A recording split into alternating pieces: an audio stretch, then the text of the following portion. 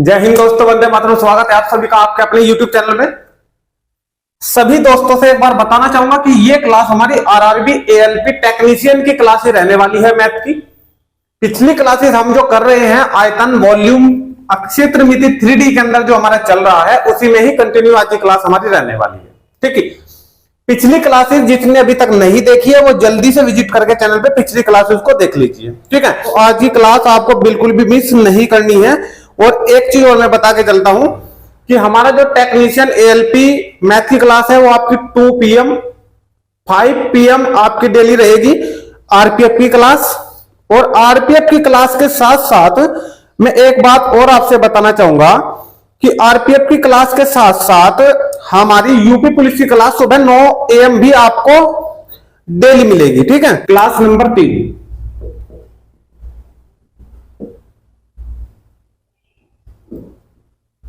ALP technician में 3D। ठीक है भाई, ये आज हमारी क्लास रही, क्लास नंबर 3। मैथ के बहुत ही गजब गजब क्वेश्चन मैंने आज लिए हैं, तो ध्यान से सभी क्वेश्चनों को आप लोग ध्यान से पढ़ना। ठीक है, चलिए देखिए, आज हम सबसे पहले जब हमने क्वेश्चन करने हैं वो करने हैं गोले के और साथ में बेलन लगेगा। ठीक है, शंकु के कुछ पॉइंट मैं आपको बता के चलूंगा। ठीक है, फिलहाल क्वेश्चन हम करेंगे गोले के और बेलन के। मोस्ट इंपोर्टेंट क्वेश्चन है, आरआरबी में पहले भी आए हैं।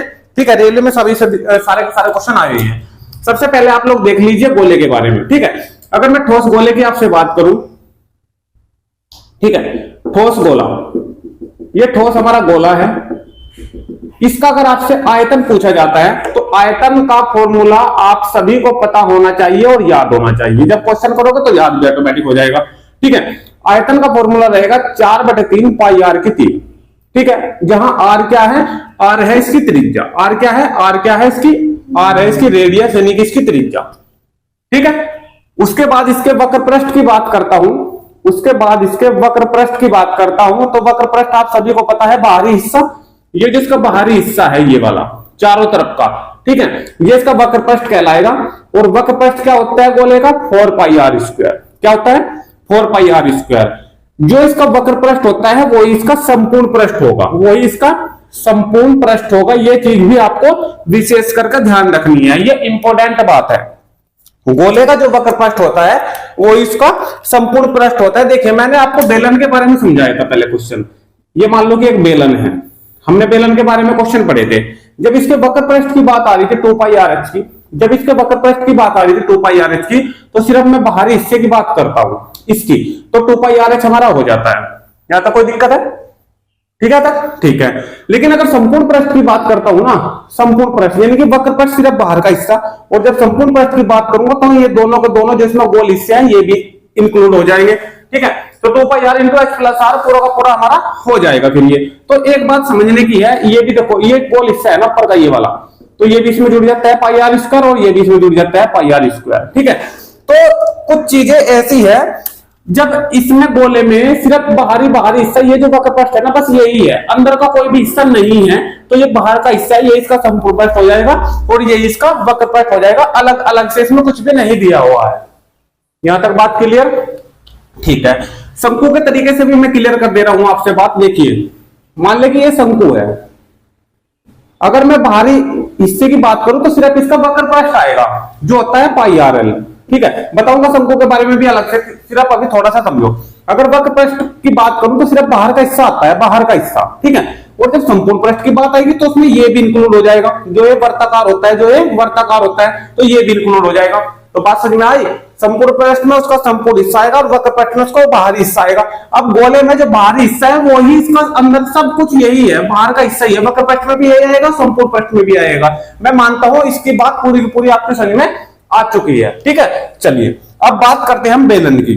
बेलन के फॉर्मूला सारे के सारे मैं आपसे लिखवा चुका हूं। आयतन एक बार फिर लिख दे रहा हूं यहां पे।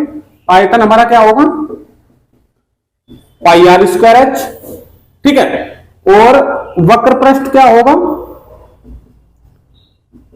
वक्र पृष्ठ आपको सभी को पता है 2 पाई आर एच, और संपूर्ण पृष्ठ की अगर मैं बात करूं तो 2 pi r into h plus are.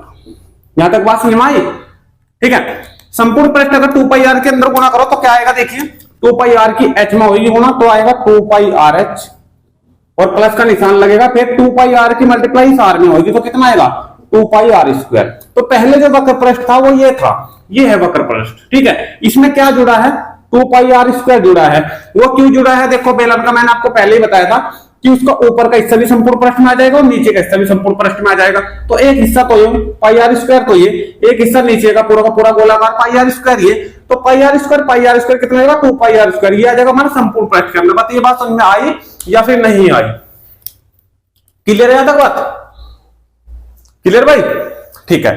तो अब थोड़ा सा और समझ लो, अगर गोले का जो आयतन दिया हुआ है अगर ये भी प्रूफ करूं मैं तो बहुत अच्छा होगा, और प्रूफ मैं तब करूंगा जब आपसे शंकु के बारे में मैं बताऊंगा, ठीक है, क्योंकि शंकु से रिलेटेड शंकु से ही मैं इसको प्रूफ करूंगा गोले के आयतन को, ठीक है भाई। फिलहाल आप लोग यहीं तक रख लीजिए और क्वेश्चन नंबर 1 पे चलते हैं, ठीक है। चलिए इसका स्क्रीनशॉट लीजिए और क्वेश्चन नंबर 1 पे चलते हैं भाई। बेहतरीन तरीके से पूरी की पूरी क्लास आज मैं आपसे कराऊंगा, ठीक है, बिल्कुल भी डरने की आवश्यकता नहीं है। क्वेश्चन जो है मैथ के बहुत बढ़िया मैंने लिए हैं, आराम से सोल्व करेंगे सारे के सारे क्वेश्चनों को, ठीक है। अंत तक बने रहिए वीडियो में बस।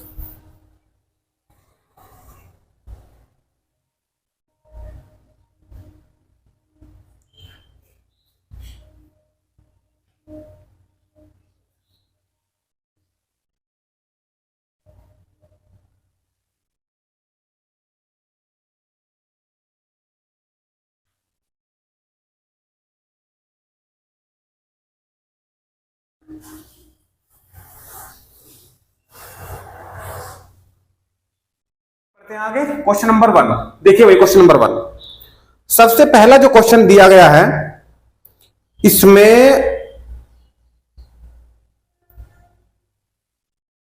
देखिए क्या कह रहा है, 1.5 सेंटीमीटर व्यास।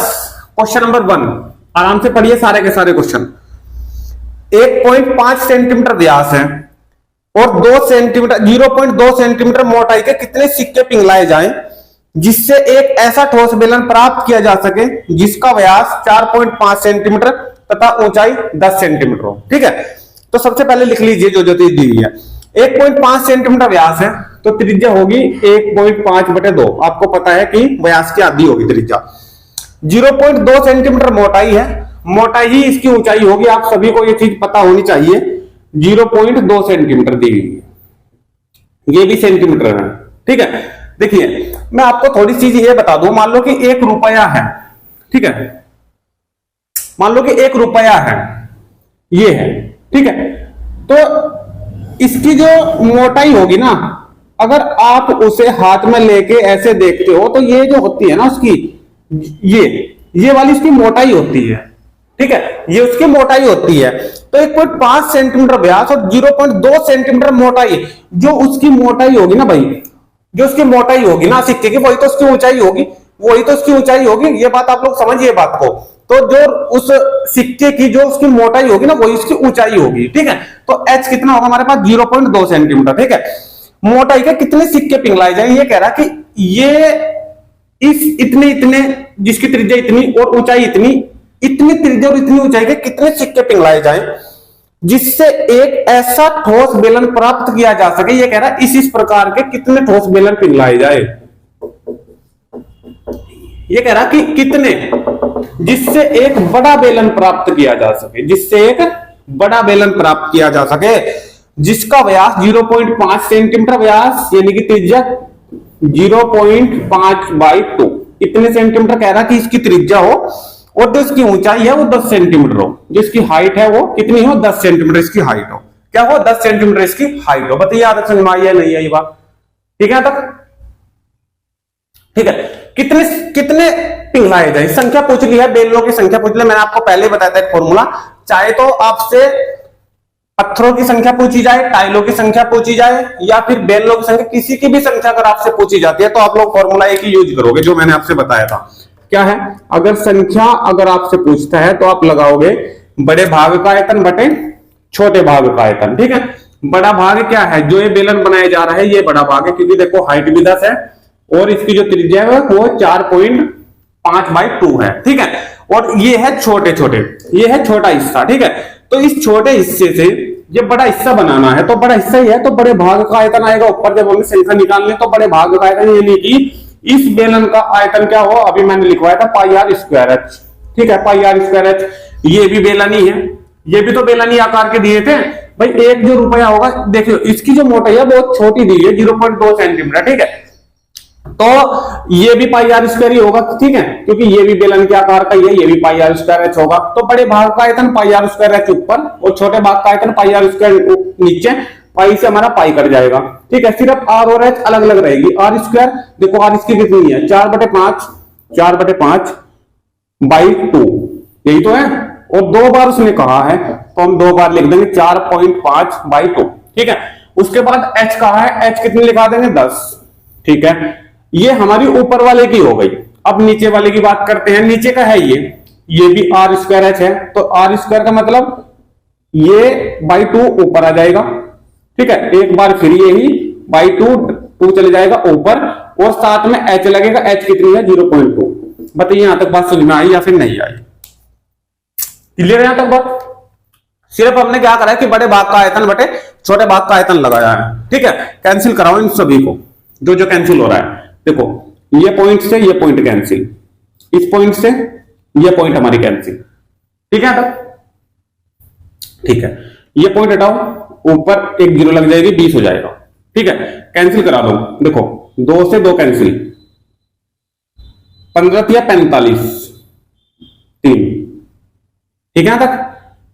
2 से ये 5 बार कैंसिल, 2 से ये 10 बार कैंसिल, फिर 15 या 45।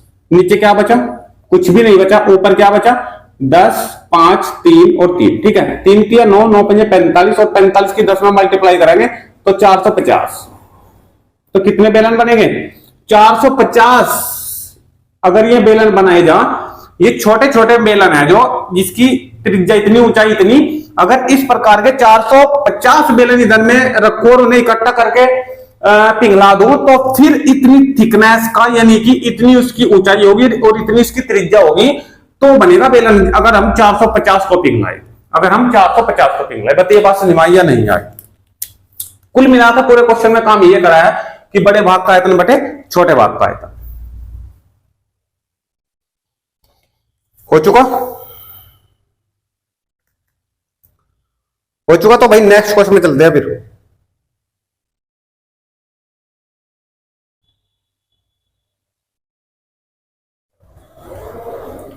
देखिए क्वेश्चन नंबर 2 में, 2 इंच व्यास का एक पाइप, 2 इंच व्यास का एक पाइप, और पाइप आपको पता है इस आकार का होता है।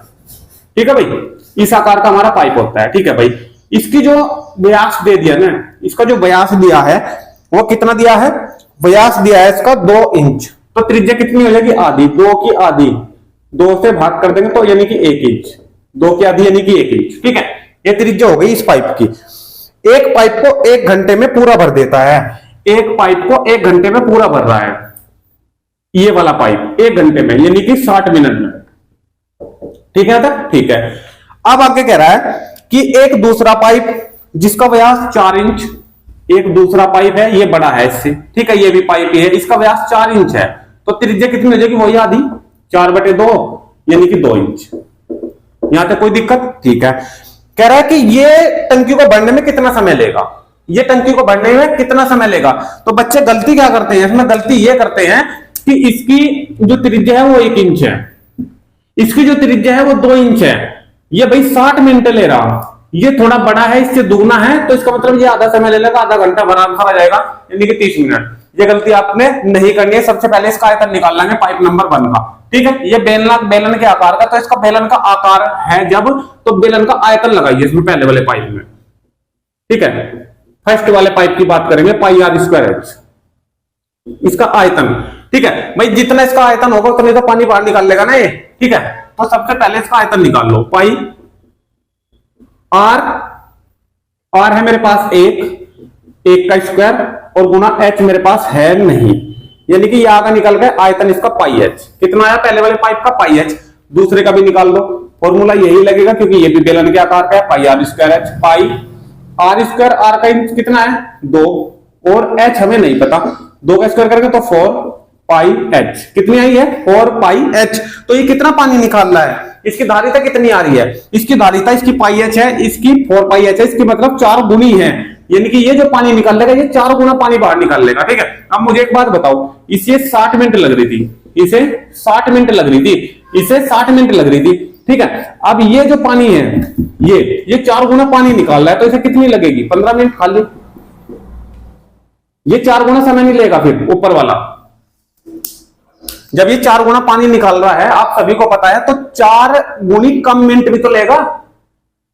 ठीक है, ये 4 गुना कम पानी निकाल रहा है, तो कम पानी निकाल ले तो समय ज्यादा लेगा, 4 गुना समय लेगा। ठीक है, तो इन दोनों में कितने का फर्क है? पहले तो ये बता दो मुझे, इन दोनों में कितने का फर्क है? इन दोनों में 4 गुने का फर्क है, तो उनके टाइम में भी 4 गुने का फर्क आ जाएगा, बात खत्म होगी।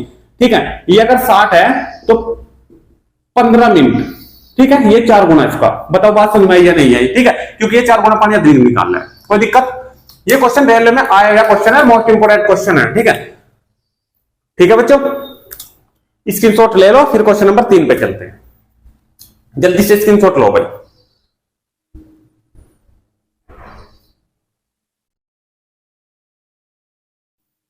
चलिए क्वेश्चन नंबर 3 देखिए भाई बच्चों, क्वेश्चन नंबर 3 पे आ जाइए। देखिए 6 सेंटीमीटर व्यास के गोले को पिघलाकर, 6 सेंटीमीटर व्यास है, 6 सेंटीमीटर क्या है? व्यास। तो त्रिज्या कितनी हो जाएगी? इसकी आधी। त्रिज्या होती है व्यास की आधी। ठीक है भाई, ये एक गोला है, आप सभी को इस चीज का ध्यान रखना है, गोला है, बेलन है या शंकु है। ठीक है, तो 3 इसकी त्रिज्या हो गई। गोले को पिघलाकर, इस गोले को पिघला दिया। ठीक है, ये कोई गोला था हमारे पास, ठीक है, जिसकी त्रिज्या 3 है, इस गोले को पिघला दिया और पिघलाकर 1 mm मिलीमीटर त्रिज्या वाला तार बनाया गया है। इसे पिघला दिया और पिघला के एक तार बना दिया, और तार आपको पता है कि बेलन के आकार का होता है। ठीक है, तार होता है बेलन के आकार का, थोड़ा मैंने मोटा बनाया, नहीं तो इस प्रकार का आपको समझ नहीं आएगा बिल्कुल भी। ठीक है, तो तार हमेशा बेलन के आकार का होता है, तार हमेशा बेलन के आकार का होता है, जिस प्रकार का सरिया होता है। ठीक है, जिस प्रकार का सरिया होता है उसी प्रकार का हमारा तार होता है, बेलन के आकार का होता है। यहां तक बात समझ में आई? ठीक है, 1 सेंटीमीटर त्रिज्या वाला तार बनाया जाए तो इस तार की लंबाई कितनी है? और तार की लंबाई, अगर मैं इस तार को खड़ा कर दूं ना ऐसे, इस प्रकार, तो इस तार को खड़ा कर दिया तो जो इसकी लंबाई थी वो इसकी हाइट में चेंज होगी, तो लंबाई इसकी क्या होगी? हाइट, और यही मुझे निकालनी है। ठीक है, बताइए कोई दिक्कत है? और इसकी त्रिज्या भी दी है उसने, त्रिज्या भी लिख लो इसकी कितनी दी है, रेडियस कितनी दी है इसकी भाई? रेडियस दी है 1 mm, रेडियस दी है इसकी 1 mm, 1 मिलीमीटर। ठीक है, अब देखो सबसे पहले आंसर भी जो आया है वो हाइट उसने पूछ रखी है, आप लोग ऑप्शन में देख सकते हो, वो उसने सेंटीमीटर में आंसर दे रखा है, सॉरी मीटर में। किसमें दे रखा है? मीटर में। ठीक है, आप एक काम करो, आप पूरे के पूरे को या तो मीटर में सोल्व करवा लो, और या फिर सारे को सेंटीमीटर में सोल्व कर दो, और बाद में 100 से डिवाइड करा देंगे, मीटर में आंसर निकल के आ जाएगा। ठीक है, तो आप लोग एक काम करो, इसको सेंटीमीटर में चेंज कर लो। R बराबर 1/10 से शीशे में डिवाइड करा दो तो ये सेंटीमीटर बन जाएगा, 10 से शीशे में डिवाइड करा दो तो ये सेंटीमीटर बन जाएगी, क्योंकि 1 सेंटीमीटर में 10 मिलीमीटर होते हैं, 1 सेंटीमीटर में 10 मिलीमीटर होती है, ये चीज आपको पता होनी चाहिए। ठीक है भाई, तो मुझे देखो, इस बेलन की जब इस गोले से पिघलाकर कोई चीज बनाई जा रही है ना, तो इसका आयतन इसके आयतन के बराबर होता है। ठीक है, क्योंकि ये जो इसमें सारी चीज है, जितना ये पिघलेगा उतनी ही पिघले हुए मलबे से ये तार बनेगा। ठीक है, यानी कि इसका आयतन इसके आयतन के इक्वल होगा। अब गोले का आयतन क्या हो? गोले का आयतन हो 4/3 पाई r के 3, और बेलन का आयतन क्या हो? बेलन का आयतन हो पाई r स्क्वायर। ठीक है, बस यहां से क्वेश्चन को सोल्व करा दो, पाई से पाई कैंसिल। ठीक है भाई, r अलग अलग है, ऐसा मत करियो कि r स्क्वायर के r के 3 यहां पे कैंसिल कर दिए, एक r बचा दिया। ठीक है, यहां 4/3 r की घात 3, r कितनी है दी? किसकी है? गोले की। r है 3, तो 3 की 3 बार मल्टीप्लाई बराबर r स्क्वायर h। r कितनी है? 1/10, स्क्वायर करेंगे तो 100 आ जाएगी, और h मुझे निकालना है। यहां तक कोई दिक्कत नहीं होनी चाहिए। देखो 3 से 3 कैंसिल। ठीक है, कितना बचा? 4 या 12 और 12 या 36, और 100 की मल्टीप्लाई 36 में हो जाएगी, तो h की जो वैल्यू आई है निकल के वो 3600 सेंटीमीटर आ गई। अगर सेंटीमीटर में आंसर देता तो यही हमारा आंसर था, परंतु मीटर में आंसर दे रहा है, और आप सभी को पता है कि 1 मीटर में 100 सेंटीमीटर होते हैं। ठीक है, तो इसको मीटर में बना चेंज करने के लिए इसे 100 से आप लोग क्या करा दो, डिवाइड करा दो, 2 जीरो से 2 जीरो कैंसिल, तो हम आंसर देंगे 36 मीटर।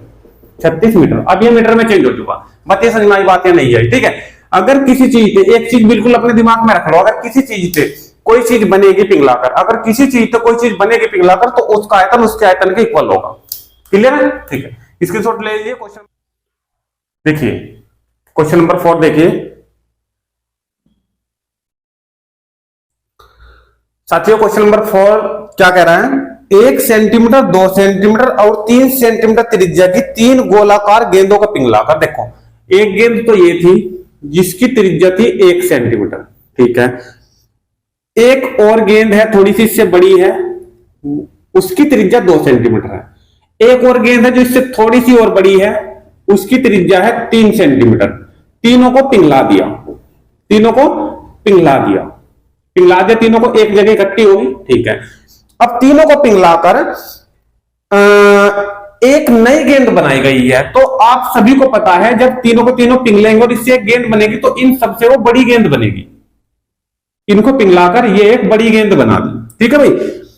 इस प्रक्रिया में 25% सामग्री नष्ट हुई है। नष्ट कितनी हुई है सामग्री? 25%। 25% सामग्री हमारी नष्ट हुई है, ठीक है। नई गेंद की त्रिज्या कितनी है? जो नई गेंद बनी है ना, ये जो गोलाकार है, इसकी त्रिज्या निकालनी है। मान लो इसकी त्रिज्या कैपिटल R है।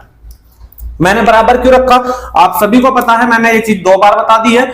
अगर किसी चीज पे कोई चीज पिघलाकर बनेगी तो उसका आयतन उसके जो चीज बनी है उसके आयतन के इक्वल होगा। यहां पे पहली गोली पिघली तो इसका जितना आयतन, इसका जितना आयतन, इसका जितना आयतन, तीनों का आयतन इस एक के आयतन के इक्वल होगा, ठीक है भाई। ये भी गोलाकार है, इसकी त्रिज्या आप लोग R1 ले सकते हो, इसकी त्रिज्या आप लोग R2 ले सकते हो, इसकी त्रिज्या आप लोग R3 ले सकते हो, ठीक है। तो सबसे पहले का आयतन लगाओगे, यानी कि 4/3 पाई R की 3। देखो 4/3 पाई R की 3 यानी कि 1 की 3, फिर 4/3 पाई R की 3 यानी कि यहाँ पे 2 है, 2 की 3, फिर 4/3 पाई R की 3, यहाँ पे 3 है तो 3 की 3 बराबर। इस बड़े वाले का आयतन भी यही होगा, 4/3 पाई R की 3, ये हमें निकालनी है। बताइए सब यहां तक बात क्लियर है या नहीं है? ठीक है। यहां तक उसने एक चीज और कही है, ये चीज तो सभी को समझ में आ चुकी है, लेकिन ये चीज एक रह रही है कि उसने कहा कि 25% सामग्री नष्ट हुई है इस पूरे प्रक्रम में। कितनी सामग्री नष्ट हुई है? 25%।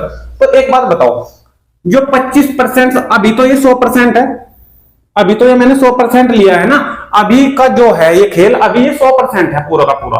क्यों है 100%? क्योंकि इसका मैंने आयतन ले लिया, इसका मैंने आयतन ले लिया, इसका मैंने आयतन ले लिया, अभी इसमें से कुछ भी नहीं गया, ठीक है। तो जब इसमें से कुछ भी नहीं गया तो ये जो मामला है वह 100 के 100% है, ठीक है।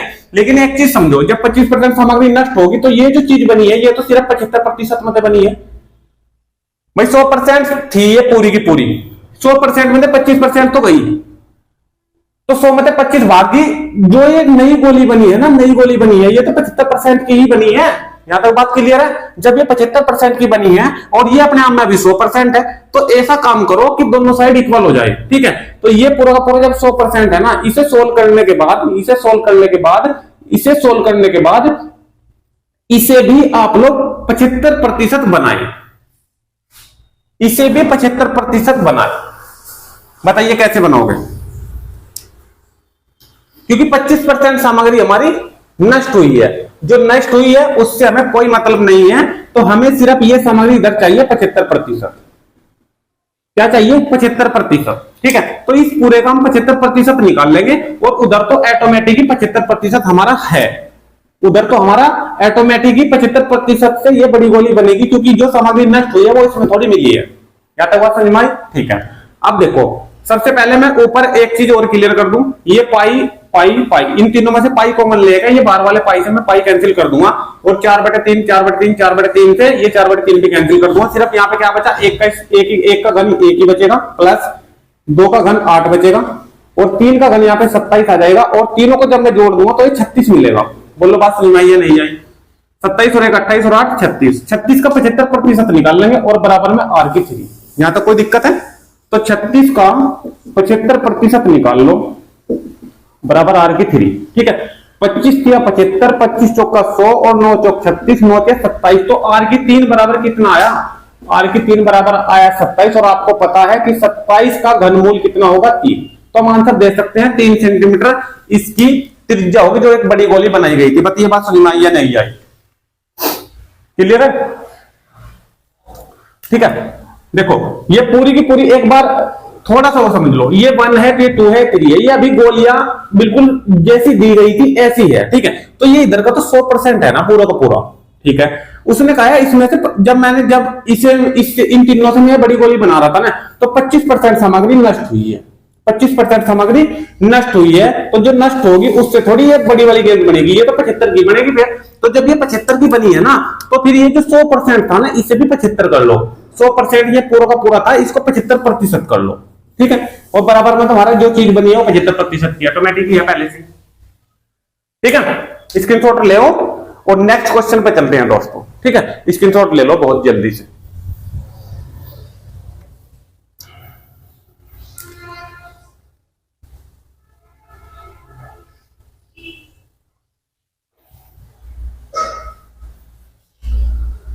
देखिए क्वेश्चन नंबर 5 क्या कह रहा है भाई?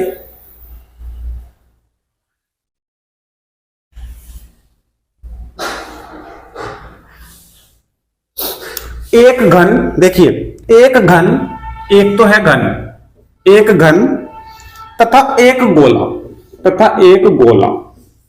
एक घन और एक गोले के संपूर्ण पृष्ठ समान है। संपूर्ण पृष्ठ इनके बराबर है। घन का संपूर्ण पृष्ठ क्या हुआ आप सभी को पता है, 6a² मैंने बताया था।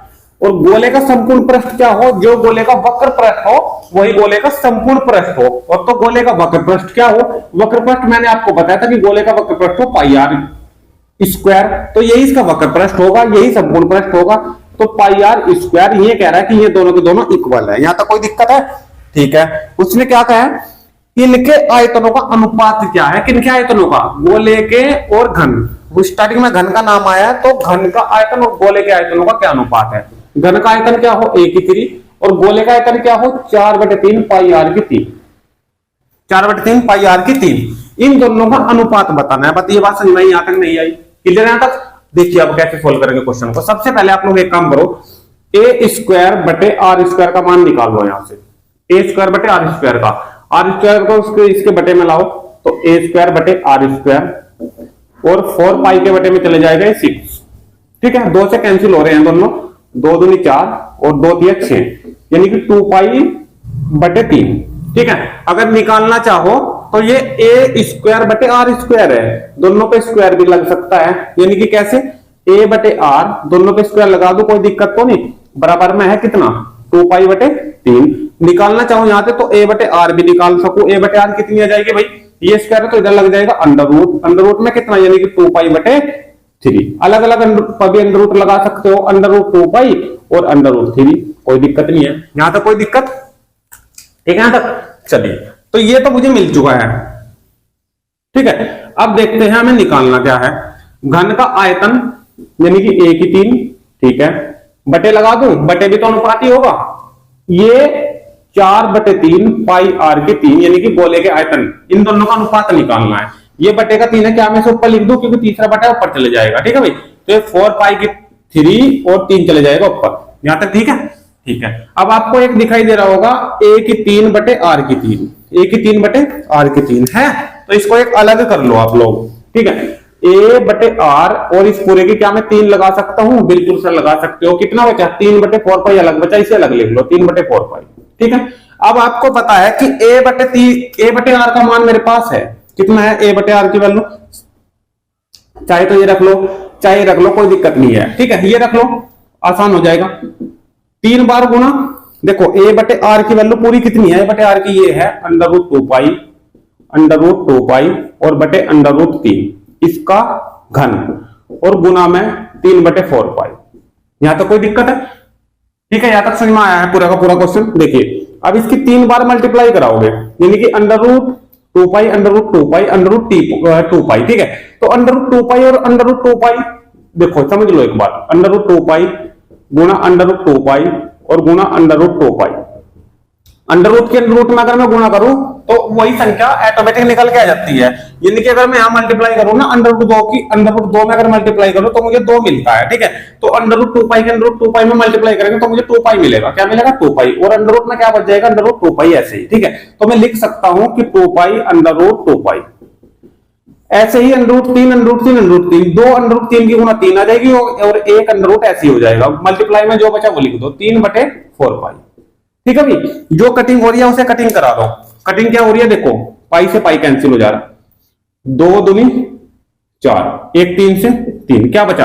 अंडर रूट 2 पाई बटे 2 अंडर रूट 3, ठीक है। इधर लिख दो, कहीं पे इधर लिख दूं, चलिए यहां लिख दे रहा हूं साइड में। कितना बचा? ऊपर बचा अंडर रूट 2 पाई, अंडर रूट 2 पाई, और बटे कितना बचा? 2 अंडर रूट 3, 2 अंडर रूट 3, ठीक है भाई। अब ये आंसर ऑप्शन में है नहीं, हमारा आंसर तो हमने तो अपनी तरफ से निकाल दिया, ये आंसर होना चाहिए। ये आंसर ऑप्शन में है नहीं, तो फिर अंडर रूट से ऊपर नीचे मल्टीप्लाई करा लिख ले, ठीक है। अगर मैं अंडर रूट 3 से ऊपर नीचे मल्टीप्लाई कराऊं तो फिर भी आंसर मुझे नहीं मिल रहा, तो एक काम करो, अंडर रूट 2 भी तो है ऊपर, तो अंडर रूट 2 से हम ऊपर नीचे मल्टीप्लाई करा लेंगे। अंडर रूट 2 से ऊपर और अंडर रूट 2 से नीचे। ये क्यों कराई? क्योंकि अंडर रूट 2 के अंडर रूट 2 की मल्टीप्लाई कितनी आएगी? 2 आएगी, और उस 2 से नीचे का 2 हमारा कैंसिल। पति समझ आई बात या नहीं आई? इस ये अंडर रूट 2 देखो भाई, देखो अंडर रूट में 2 पाई है ना, तो क्या मैं दोनों को अलग अलग कर लूं? ये लिख सकता हूं अंडर रूट 2 और गुना अंडर रूट पाई, और अंडर रूट 2 की मल्टीप्लाई 2 आएगी, उस 2 से ये 2 नीचे का कैंसिल होया। हमारा कितना बचा? अंडर रूट पाई, ऊपर बचा अंडर रूट पाई, और बटे 3 दूनी 6, ये है अंडर रूट में 6।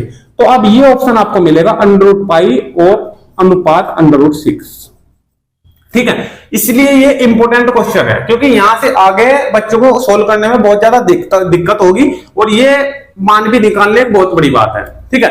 तो ये चीज आपके समझ में आ चुकी है दोस्तों। अगर किसी भी क्वेश्चन में कोई प्रॉब्लम रह जाती है तो आप लोग कमेंट के माध्यम से भी मुझे बता सकते हो, ठीक है भाई। इसका स्क्रीनशॉट ले लो जल्दी से। चलिए, हो चुका स्क्रीनशॉट।